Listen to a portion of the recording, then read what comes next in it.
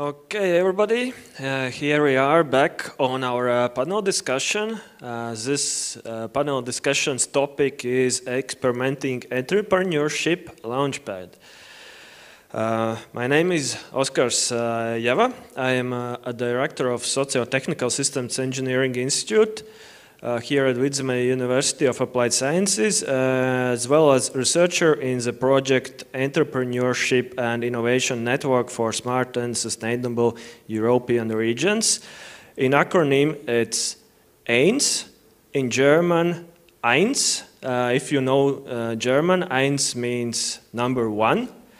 And it goes very well together with Launchpad, because we will be talking a lot about university as a launchpad for entrepreneurs and not only entrepreneurs. As you know, it's never enough with only one step. You have to take the second, the third, and rest steps will come. And as an example, my relationship with university started in 2004 when I enrolled for a bachelor studies in tourism organization and management. When I finished it in 2008, I was still young and still dumb, and I thought that I will never be in any way in the future collaborating with university. That was quite a mistake back then, and in 2015, after experimenting in my life with different jobs in different positions and with several companies, which I established my own, and in some occasions failed, in some occasions I was quite smart actually, but yeah, I discovered that I need some more knowledge to move forward in my life, so I enrolled for master's studies. And here I am now, sitting in front of you and working at university for the last 5 years already. So university helped with those few steps for me quite a lot. So yeah, university has a launchpad in entrepreneurship. Now I will give a word to panelists. You could come in the direction as you are sitting. We can start with Irena. Please introduce to yourself. Where are you from, and what actually brings you here? Why are you competent speaking of university business collaboration? Hello, and thanks very much for the invitation. Thanks very much for the short introduction also and the possibility to be here. So my name is Irene. I'm from St. Pölten University of Applied Sciences in Austria, and I'm Technology Transfer Officer. That's my main position at the university, but I also represent the institution in different networks, as there are university networks on knowledge transfer, technology transfer. I support European projects like EINS and UDRES and Accelerator Future Higher Education Institutions. In my second professional life, I teach entrepreneurship, product management, product strategy, and a few years ago I also founded my own consulting company, but here I really focus on supporting very young solo entrepreneurs, if you say so, and I want to support them in building up their business in the region. So it's a one-man show, one-woman show, and here I just help out from time to time. And why I'm here, actually, first of all, I have been invited, so thanks for that. But of course, it's my daily business to deal with university business cooperation on different levels. My main task is actually to support my colleagues at the institution, mainly researchers, in bringing additional value to society and economy. So whenever there is a need for a market research, for a company, for a cooperation partner, I'm here to support my colleagues. But of course, there are many different levels of UBC activities, but I think we come later on to that. So thank you. Hello again. My name is Janis, and I'm a local entrepreneur. You might say serial entrepreneur. I don't do tech. I do more or less restaurant business and food and bars and stuff like that. I'm here to maybe represent the point of view of the private sector, as I have actually used transfer of, not technology, but transfer of knowledge here from Valmieras Technikums and from Riga Technical University regarding another company regarding biotechnology. It's not finalized yet, but we have a research grant which is waiting approval and money, of course. So yeah, that is from me. Hi, my name is Juris Čeič, and I am the head of the business incubator here in Valmiera. This is the one incubator from the big branch. It's the state-run incubator program, and yeah. Why I am competent to be here today? That was the question.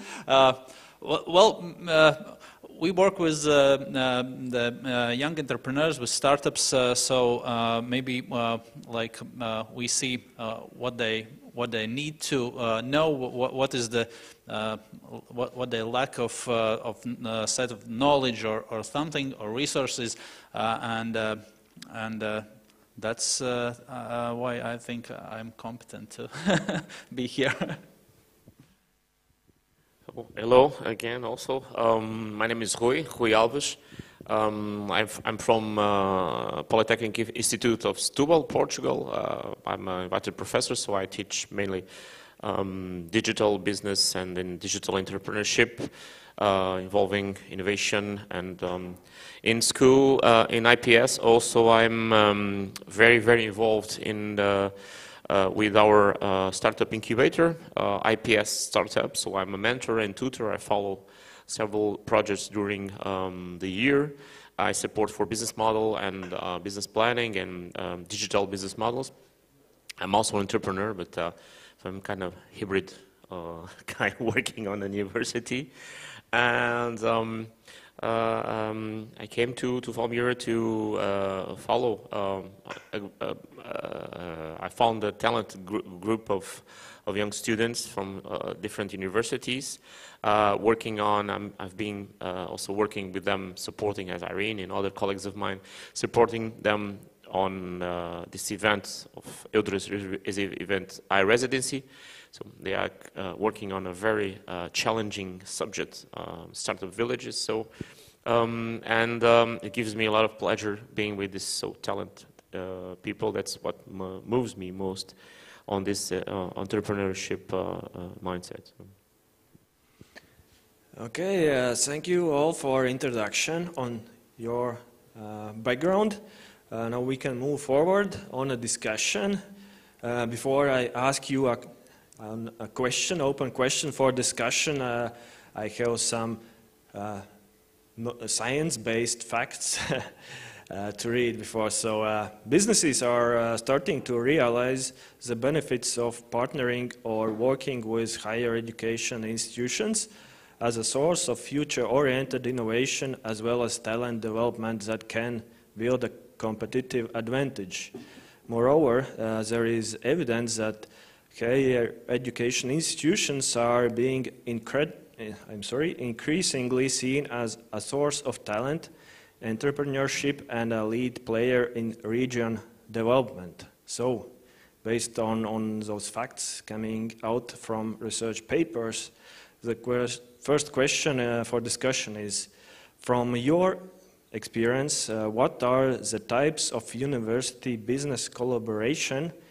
How well or bad do they work from your practical experience? So we again can go in direction as you are sitting, or somebody are shy.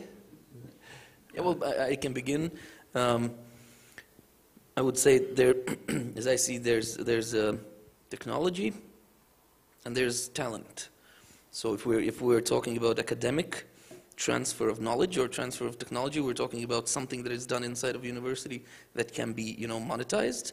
But if we're talking about talent, we are talking about students who are finishing, courses in entrepreneurship and become entrepreneurs.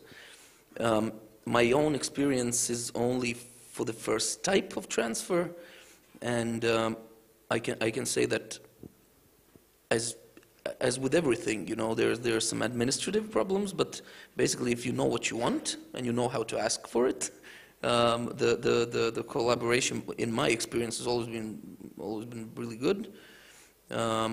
In terms of people finishing entrepreneurship courses and becoming entrepreneurs, I have a personal opinion. I sometimes think that it might be too soon for a bachelor's degree holder to actually transfer from education to entrepreneurship without anything in between. But then again, maybe I'm just too old-fashioned. I don't know. But the thing is that from what I take this, I'm a student now. I'm doing an MBA course in what is it, Swiss business school or whatever, I don't know. Augsne Augstskola, it's like a double degree. And I still have my thesis to write, and the thing is that our class was divided into two. Basically, there were half of people were there directly after getting their bachelor's, and we were the old ones, the old guys. And for me, it was very interesting. It was I learned a lot, but I was all the time sitting in the courses. I kept thinking, without anything, to put it against, for the young people, will it be good? I think that there should be some type of experience before you do the entrepreneurship. But then again, this is my personal opinion. I'm not sure if it's correct or not. Yeah, to rephrase, probably it's without your practical experience, what you learn at university is just theory. Am I right? Yes, theory needs to be applied, is what I'm saying. If you have theory without possibility of application, which might be done inside of a university, of course, but it has to be applied, the knowledge has to be applied somehow, then it becomes theory. My students used to say that you are telling us everything that you tell us is theory, and I, being a consultant at that time, I was in my mind thinking, how can that be? This is like my workbook, this is the way that I'm doing stuff as a consultant. I'm just retelling you everything. And then I had in my mind an interesting comparison. If you are a plumber and you go to a seminar of electricians, everything that you are going to hear is going to be theory. Because you don't do that. So in my opinion, you should apply it somehow. I'm not saying that it can be done in universities. Thank you very much. Who would go next? Okay, Irene, please. Thank you.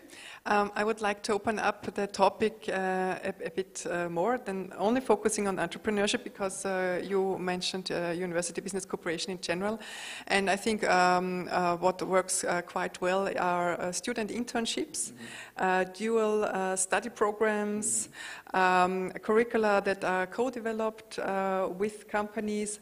Then, of course, we don't only talk about micro companies, but larger companies. But I think that is something that really works quite well when it comes to education. But of course, also hackathons, smaller formats where we can help companies to identify solutions actually for existing challenges. And of course, there are other layers like cooperations in research or management or valorization. But I don't want to keep too much time, so I would like to pass on. Thank you. Yes, I also see the role of university, of high institution, education institution like polytechnic or specific, and what Yaris was saying about the get the hands-on It's very important. Sometimes university forget that. That's why the importance of the role that applied science university has. I see sometimes in my school, sometimes teachers, colleagues forget that they are on applied science and they want to be compared to the university. And students, when they go, when they choose, because they are grown-ups, when they choose your institution, they choose for specific reasons. They are like customers. So if they follow your value proposition, they go there because they know, okay, in the curriculum this is going to give me applied things, and I will. And then if they face off other more theory than applying theory, not only they will be tired or not focused on what they are doing, but demotivated, and they will feel that the contract that they sign in commerce is broken.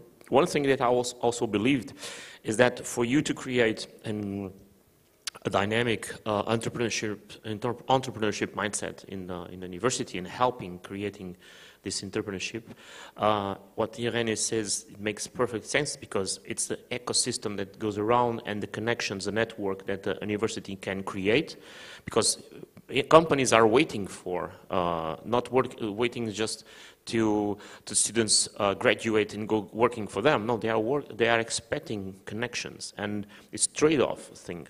And also inside is something that I've been trying to develop and trying to get other colleagues to on board. I believe in this thing that if you are on a university, you have different faculties. You have different specializations, and mostly for the curriculum units, the disciplines that work as base project, they are a very good base for projects, for ideation. And since they are different types of disciplines, for example, in our discipline, digital business, e-business, digital models, we teach the students how to create. They are not technologists. Students to create a platform or ideation of a platform, technological, to solve a problem. But they are not developers, so they cannot execute. And on the technological school, there are students that work during a semester on a project to develop an app. So there could be a connection between something that an idea was created on a specific school, specific faculty, and then get on board to other, so that other students from engineering, from mechanics, can continue that project. And not only just the university could benefit of something like that, like property, intellectual property, and technology transfer and intellectual property transfer, but also the students would be more involved in this this circle, this environment that would be, I guess, very, very important. So it's not just seeing university in terms of entrepreneurship just closed up to themselves, but also inside has to be connected. It's like a network. The ones that I was talking about, network, everything has to function, in my point of view, as a network. Without a network, we are just isolated villages. So if you want to create startup village, they have to be open. They have to be, and we have to be open universities, not just for research, which is important, very important, but also for putting that research on the movement. And maybe not just for companies that already exist, but for young guys that wanted to create a company. Yeah, because although it's like Anissa was saying, too early, if it's just theory, they will not be able to get to a company, to create a company. They don't know how to do business models or business plan or whatever. They even don't know what it is a business plan. So that's I guess my idea. Yes. Why most of the people are afraid to develop their own business ideas? Why? Yeah, why? Because I can give you a huge amount of reasons. Yeah, they think that they know too little, that they can too little, that their idea is too bad. But I think most of them are afraid to fail. This is they even don't know all the risks they will take. True, but they're afraid to fail. So university could be that place where they can fail like safely, and because university has all the information, all the knowledge, all the stuff where probably the risks will be taken not to the minimum but quite lowered. And so if we work together as a business incubator, other places which supports business, then I think this risk could be taken to the minimum. And they could fail. The students can fail in their developing first business ideas, or even maybe first startup, real company, and so on. And that's how I think we could encourage young people to get in this entrepreneurship, and that's the I think thing we need to creating do. A safety net. Yes, it's like safe. Yeah. Yeah. Yes. Yes, this is a very actually good point, because university, it's learning. It's not your real life. In real life, you will risk with your own reputation and your own money, but at university, it's more or less safe. Nobody will see it as your personal failure, but simply as learning experience. Can I just add just a quick thing? What Yuri said completely true.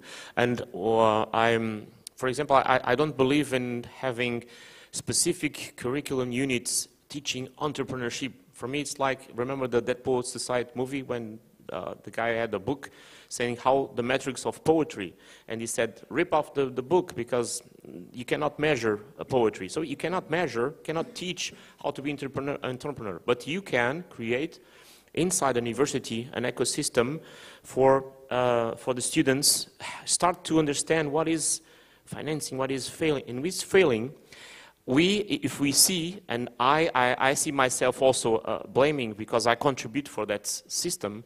We teachers, we don't want that our students fail.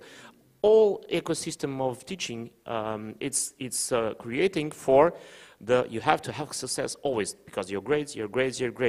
And during the process, if a student fails, it's like you fail on a company. Oh, what happened? You didn't money, you are not good, you are so bad. What happened to you? You are not qualified. It's the same thing in school. So what happens to the students that fail? Perhaps understand why did they fail? Because this doesn't have is related to entrepreneurship, but doesn't have to be just entrepreneurship. It's creating this mindset of failing that it's very important for them even on the future. You can fail on a subject, or you can fail for different reasons. You can fail because you are not very applied to the subject, but those students that are applied have difficulties, or they don't connect with the subject or don't connect with the teacher. Let them fail, because if they are not allowed to fail on university, they will not be allowed to fail on their companies, etc., and then create this fear mindset. So the most courageous students will say, okay, no, I can get my barrier, and normally we can identify the talents that are the very bright students, so that the ones that have this entrepreneurial mindset. But believe in him, I met during our incubation a lot of students, because we have to pull them down and grab them to discover that they were very, very bright young girls and young boys. Otherwise, we couldn't discover. They're just students that were not interested at the beginning, and then there was like a diamond there to be sculpted, and we had to, but this is the system that function there. This could be getting to other conversation, but it's important for this kind of failing mindset, okay? We as teachers think about this, what kind of teaching we are creating for not able students to fail, yeah?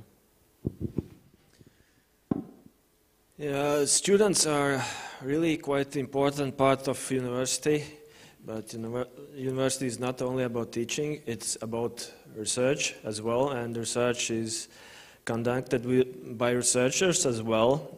So I would like to switch a bit next question to, again, university business collaboration, because the majority of academics and businesses still do not engage. Although the vast majority of higher education institutions do to a certain extent, and you are like representing the university business part and incubators, which is somehow in the middle between university and business. And so the question is from your perspective a desire of university business collaboration, and who should initiate this collaboration? University, business, or maybe incubator, or there should be something else? How do you think? Irene, I see from your eyes that you have an answer for this question. Yes, with pleasure. So I think, of course, universities have to reach out for university business cooperation because we learn from each other. So it's all of it an ecosystem, as we have heard before, and we need to understand what are the needs, the current needs of society, of companies. It's important to open the eyes for the real needs of the time we are living in, and technology, especially technology is moving on, but society is moving on. So I think that's absolutely needed, but of course it needs that all parties stay open and look for exchange. So I would like to pass on. Sure. I agree. If we look at this in terms of business logic, the first thing that came to my mind thinking about this question was, it could be the incubators who would be knowledgeable about what they can offer to their companies that are there. But the problem is that the scope is too small, right? Because universities do not work only with young companies. They work in development with huge companies, with big companies, and they do not discriminate. So I would need to agree that it's actually it might be the universities, kind of from the university side. The university might talk to the public, the general public, might talk to entrepreneurs, might talk to incubators, to explain what types of technology transfer, for example, are actually possible inside of the university, so that all of the people who are involved would be informed about what is possible. Because if we take a look at the private sector, at the business people themselves, most of the time they might not even know that there is a possibility to do research. They might not be able to understand what types of research are needed to actually increase their, let's say, productivity, or to research the market, or to create new products. So I would agree that the main impulse, and from my personal experience, I can say that I put very big importance on technology transfer officers like you, for example, because the problem is that I am not an academic, and I don't. My last project has to do with food production, with lots of different. It's biotechnology. I don't understand anything, but the important thing is that on the side of Riga Technical University, there was somebody who was directing me, like, this is about this. Don't go in that door. You have to go to that door or that door, and then come out and then talk to me, and we'll see what we can do. Because this is, I do not know the processes. I do not know the administrative part. I do not know anything. So basically, there has to be somebody who takes you by the hand and goes through everything. Because if I'm honest, I don't think that there is a company on this world that might not be improved by collaborating with the university. Of course, maybe one person companies, the people who are working with their hands or whatever, but all the rest, it can be improved, and it should.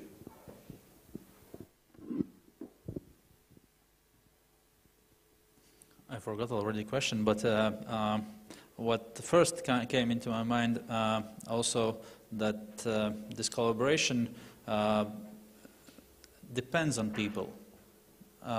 If at the moment, I think we've got this moment now here in Valmiera when maybe somehow, yes, right people get together in the right time and this collaboration, university, incubator, other involved parties also are interested in this cooperation, and now we are like making this way to probably this first step how to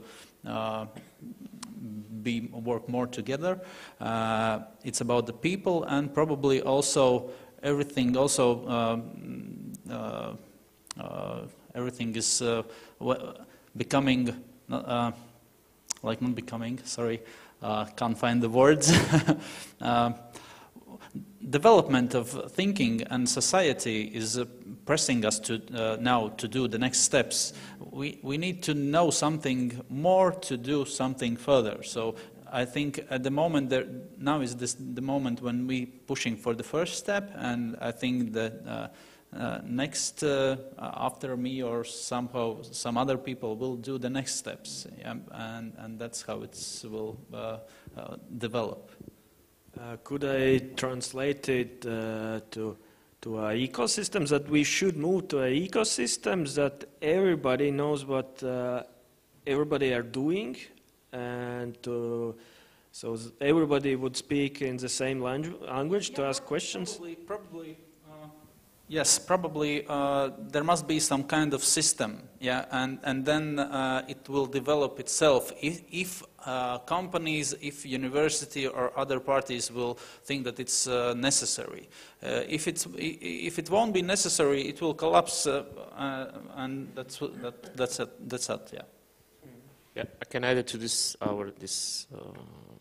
great conversation that research. Sometimes we think that research is always in universities. Wrong. Big companies do research, and they do some kind of research that is research go-to-market, which is something that sometimes academia doesn't do. Universities, because they have sometimes more difficult to find their resources, their researchers. Sometimes researchers are both teaching and researching. They are not full-time. And because we see big companies that have research and development departments, if they want a product, in 1 month that product is, the research for that product is there. Go ask for the university, it takes a year.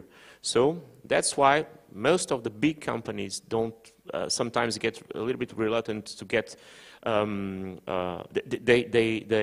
those labs. They use a lot of or big information from data from research universities, but because they gather that and then create other products and the research. Where I see the research, the combination of research, especially in universities like the ones that we came from, IPS, from like VIA, because we are not on the big centers, on the big decision centers. We are very peripheral and very regional. If you think about university can have, the research made in university can have a major role on the small companies that are involved, because if I have a company, I need some research in the product, but I don't have the money because I'm too small. So I knock to VIA, I go to St. Polten, I go to Polytechnic of Setúbal, and hey, I have this problem. It happens in Portugal, in IPS. We have farmers that produce grapes to wine. So they don't have a lot of money to spend on consultancy, very specialized consultancy. So they go to the university and say, solve me this problem with this bee that it's eating my grapes. So, and the researchers can do that. So it can be has a product as a service that universities can provide, especially those universities that are more peripheral, more regional, to contribute to help this small. But again, the mindset has to be changed, because researchers have to, universities have to understand that they have to have teams at full time working on research. Although a company will not wait for a year for a result, and then the result has to be tested, etc. They need fast. That's why sometimes research, it's confronting with consulting, because consulting does a little bit sometimes, or use the research of others, and consulting then adds value immediately, almost instantaneously. So, but I see the huge opportunity for regional universities to get these services to research services in different areas, technology, marketing, even business. It's like the one that we were talking about in Angola that we are doing, because different needs for very small and micro companies, but they need also research. Yeah. Yes, actually it brings us very well to the next question, because as we already spoken, these all aspects you mentioned can be improved with the right interventions and policy mechanisms. Maybe now we could dive deeper in what actually do we lack and what we should improve to make those things available, like this financement for smaller universities to come and start research at university right away, not in a year or 2 year time. So how could we help with mechanisms, rules, etc., to bring business closer to university and university closer to business? What could help? Yeah. Your thoughts? Yeah, thanks for the question.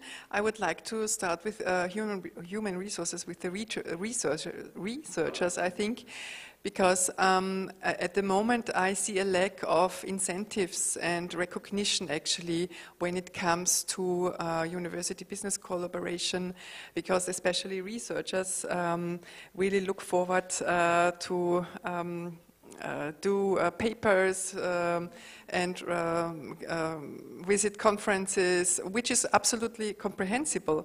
But then actually I think that it needs some additional recognition from university management and society. So I think that would be a good step forward in order to support university business cooperation when it comes to the researching part. This is not my topic, but I can add that from my experience, there could be an improvement in terms of trust.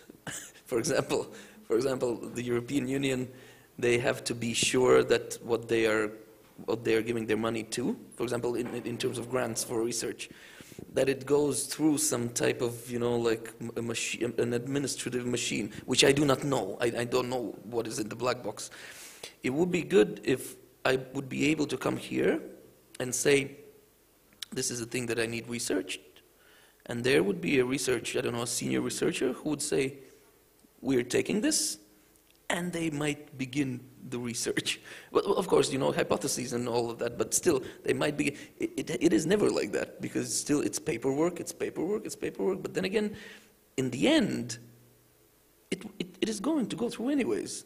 It always does. So my question here is, can't we just, can't we do a fast lane research or whatever? It's just an idea. I know that it's not that easy, and you have to, make sure that the money is going where you say that it is going. In my opinion, as an entrepreneur, it's not needed. It could be just, faster. Actually, researchers and entrepreneurs in a way are very similar. But, entrepreneurs has to write their business plans to receive money from banks or whatever to start their business.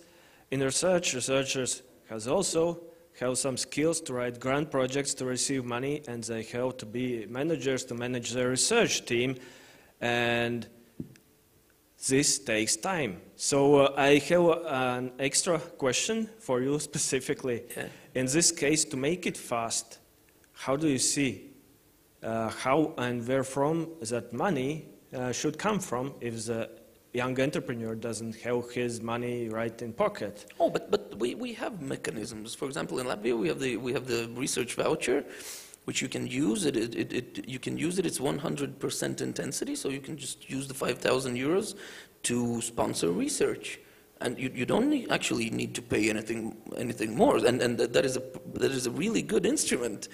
The problem is that it goes through, you know, one office and the other office, and somebody has to, you know, look at it and say, this looks like something that Europe might pay for. As I see it, if we have reached an agreement, and if the university is on the white list, you know, of companies of universities that have used in the past, that they have used the funds wisely, I would say, let them do it, and then do the auditing afterwards. And that, I think, would be the best thing, because then it would be faster, it would be more efficient. It should never undermine, you know, the scientific integrity. I'm not saying that we do anything without, you know, hypotheses or whatever else, but the problem is that the added everything is just too much. It's a lot. It takes months. It shouldn't take months. Yeah, fail fast, adapt fast, and move forward till you win. The mindset of an entrepreneur is like that. And sometimes imagine a researcher comes to an entrepreneur and says, hey, I've been working in 3 months in this, and we found out that this will not work. So fantastic, because a researcher looks to failure as a new opportunity because this is wrong, now this is and explain that to entrepreneurs. What? You've been working 3 months in my project and you say it's failure. So the entrepreneur has the mindset of a product, of service, of business, and the researcher has the mindset of, okay, it's failed, maybe can be frustrated, but if it fails, this opens another path. And researching is like this. We are testing hypotheses, and we have to be prepared because the hypothesis will fail also. But I would like also to say that in terms of how universities could improve, see companies as labs, because sometimes researchers work too much closed with just reading things of other researchers having, which is very important, but and then they start to lab their labs on very specific labs of their universities. But if they go to the company, and this is not just labs of research on consulting or business. If you are some kind of researcher on technology or on engineering or industry 4.0, one thing it's working on your fabulous lab of industry 4.0 in your university, because you have a control environment. Other thing is that you are researching and developing something that's going to create a product. And then you have to be on the place that the product is going to be implemented. And then you started to deal with other things that are affecting or will affect your research, like customers of the company, like the managers of the company, like the employees of the company. And then you start to understand that this wonderful solution that you are creating on your lab, on university, when it goes out to the company, will function perfectly if they didn't have employees or managers changing everything. So that's why universities have to see companies that ask for advice, ask for help. I have to see those companies as real labs. We talk about nowadays living labs. So there. What more living lab do you need than a real company that's working every day? And I'm investing, I'm researching there. So it can be a very also different approach, but probably like Yanis was saying about this difference of entrepreneurs want today or yesterday, and researchers say maybe tomorrow because maybe we'll fail. I don't know, hypothesis.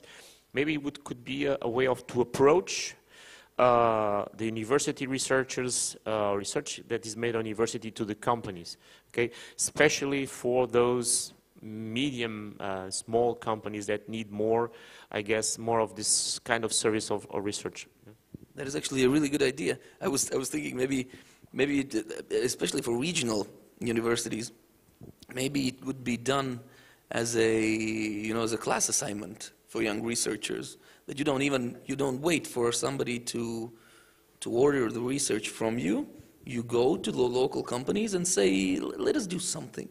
Because there is always something that can be researched. And then it might lower the need to be fast, right? Because the company, usually the companies, just as sick people, they are too late. They are too late to go to the doctor. They are too late to go to get their research. But if it could be done like from the university side for some companies, they say, can we research your products to make them better? And then you would say, yeah, maybe, because this is not this is not in my business plan. I'm not in a hurry to do that. So yeah, you can do it. You can take a year. Because research doesn't have to be rocket science. Yeah, definitely. Just improve market research, for example. Yeah. Can I market? Well, my thought was like referring also to your this idea that the cooperation between university and entrepreneurs.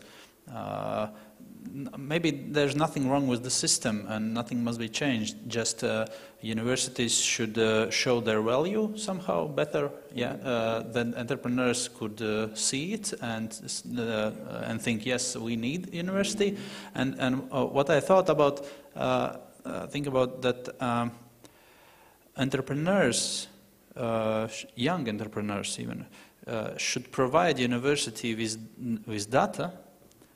To university, and the university should analyze it and after bring this knowledge about, I don't know, analyze this data. So it's not like university should collect the data and then analyze it and then give it to the entrepreneurs, but young entrepreneurs should give this data to university, and because they don't have time to analyze it, they even maybe don't know what could came out from this data. In terms of financial planning, yeah, I totally not only about the and regional universities, like they could collect a lot of data and give back this analysis about the region, specifications, some interesting things that there could come out. I actually had a cooperation with Vidzemes Augstskola, specifically about financial planning.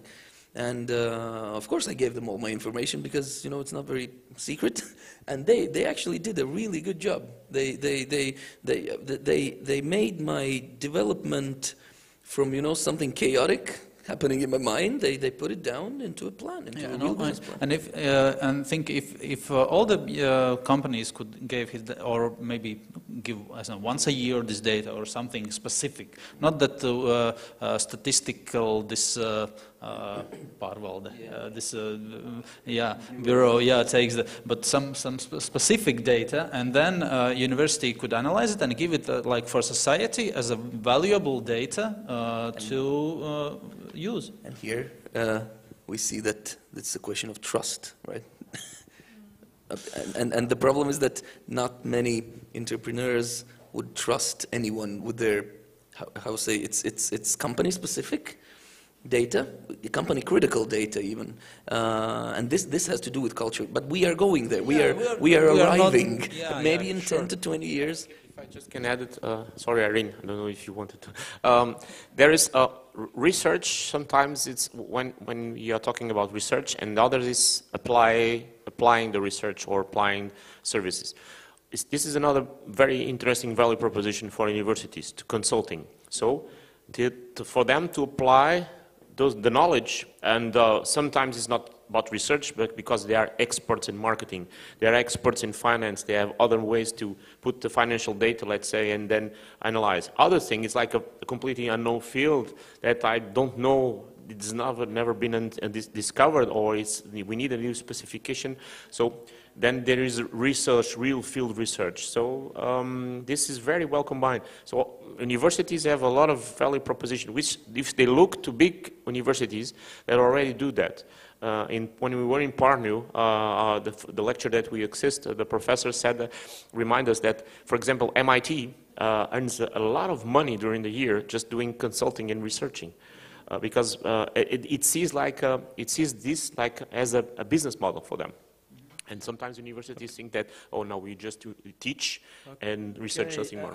At this point, when we finally open up for real mutual discussion, our hour for discussion sadly but is over. I believe we will grab a cup of coffee right now and talk for another hour on other side of the video camera. But thank God I don't have to rewrite my last sentence I written before, because more or less we are on the same page anyway. And my closing remark sounds like, I just wanted to summarize that university business collaboration needs to be understood as an encompassing, overarching and interconnected ecosystem which compromises individuals, organizations and regions. Which quite of is true, and we, I believe, agree on that. And thank you very much for joining us here for this discussion. I hope it was interesting and fruitful for you as well as for us. And we will leave the floor for the next panel discussion. Thank you, and see you next time.